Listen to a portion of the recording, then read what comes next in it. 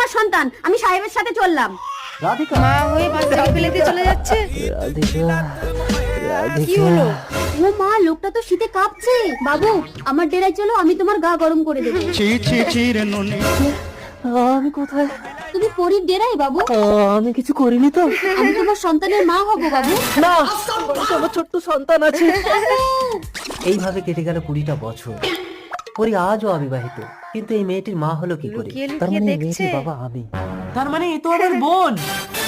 না, আরে তোমার বোন বোন না। না। পরি, হ্যাঁ বাবু, একদিন এক বিদেশি বাবু এসে প্রতারণা করে আমাকে মা বানিয়ে চলে যায়। তারপরে এই সন্তানের পিতৃ পরিচয় দেওয়ার জন্য কি তোমাকে একদিন অবস্থা। নেশাগ্রস্ত অবস্থায় আমার ডেরায় নিয়ে যায়, কিন্তু তুমি আমাকে স্পর্শ করোনি বাবু। এই সেই বিদেশি বাবু পরি যে তোমার সাথে প্রতারণা করেছিল। বিদেশি বাবুর সঙ্গে পালিয়ে গেছিল তুই তো। আমাকে মা বানিয়ে দিয়ে তুই রাধিকাকে নিয়ে পালিয়েছিস। ভয় নেই পরি, ও আমাকে কোনোদিন স্পর্শ করতে পারেনি। রাধিকা, যাক, সবকিছু